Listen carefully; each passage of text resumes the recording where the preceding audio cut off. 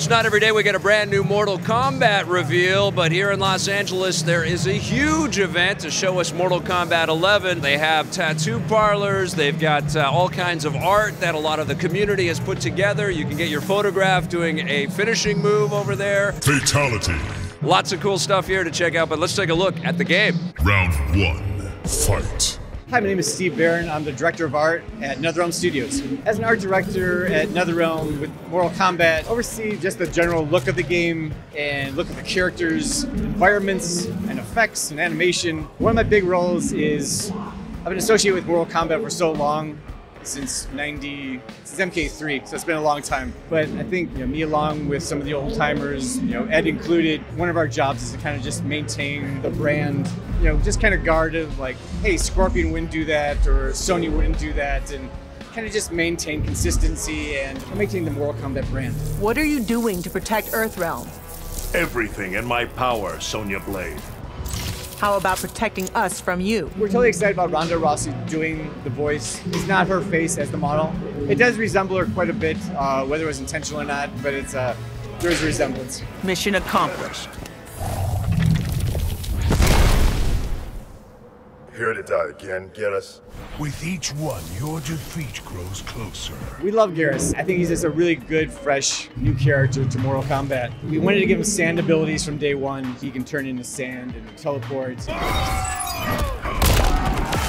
waste my time. He can also pause time, and that introduces so much cool gameplay. We wanted to make a nice contrast between him and Kronika. Kronika is more feminine, she's very petite, and I like that Garrus is just this huge hulk of a guy who can make, sand hammers out of his fist and just this brute force. It's a nice contrast.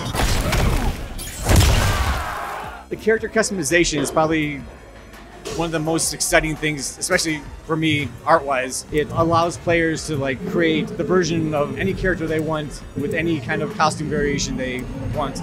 It was actually a lot of fun designing those. Our character lead, Brendan, did a great job balancing old school design with new school design. Our modern take is more practical, fighting more of like armor you would wear into a fight, more practical, less decorative. But it was a challenge, just trying to find that balance of, everyone in the world knows what Scorpion looks like. So you still have to stay true to the design. There will be different colors that you can go with it, where I don't feel like Scorpion has to be yellow all the time. As long as he has Scorpion moves, I think you can deviate a bit. But yeah, that's probably one of the biggest tricks, is staying true to what Scorpion would wear and making it look like it's clothing that Scorpion would have in his closet, if he had to get dressed. The Shaddai Ryu embrace danger. Creating fatalities for Mortal Kombat is it's always a fun challenge. It's one of the most creative things I think we do. It's basically a group of 8 or so guys will go into a room and just kind of riff off ideas. Just like, hey, what if we did this for any character? And we usually go in just with a blank piece of paper and no real solid ideas planned out. I hate to say this, but it's almost like being in a band or something, where it's somebody has a hook and it's like, hey, that's cool, what if we did this? And what if we did this? And it's like a layering process. Generally we watch to make sure it's not too serious, but also not too funny. And odds are, most cases we tend to go more silly, and that's one factor that we always have to watch out for.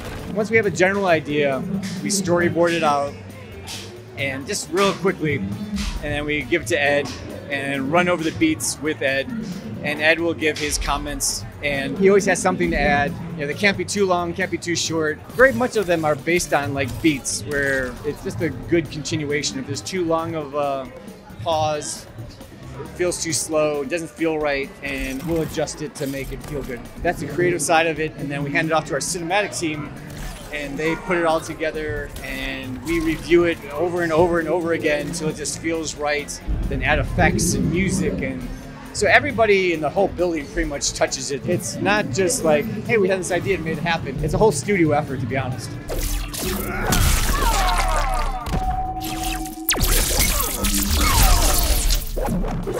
I'm trying to think of an idea of what's too brutal. Where's this kind of just senseless, repetitive strikes? I think we always like to stick to beats and more variety. I think if something just lingers too long, I think that's where you can kind of go into Wow, that's too much.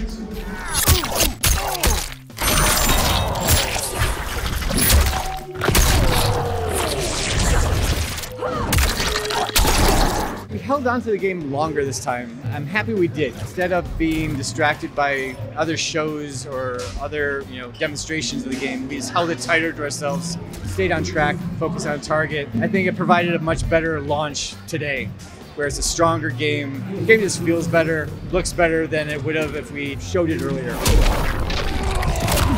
With MK11, I'm most excited about just the jump in art quality, I think, over the last 2 games. I'm really proud of everybody at NetherRealm for just boosting the quality. And I think it was evident today, hearing people's reactions of like, wow, facial looks so much better, the environments look so much better, the character materials look so much better. So on a personal level, that's what I'm most excited about. Gameplay-wise, I think with character variations, once you get your hands on it, people are gonna freak out about it. So I'm really proud of that. And just the amount of content in the game is mind-blowing, and how it affects game design. So it's really art and design working together. Fans are gonna freak out by it.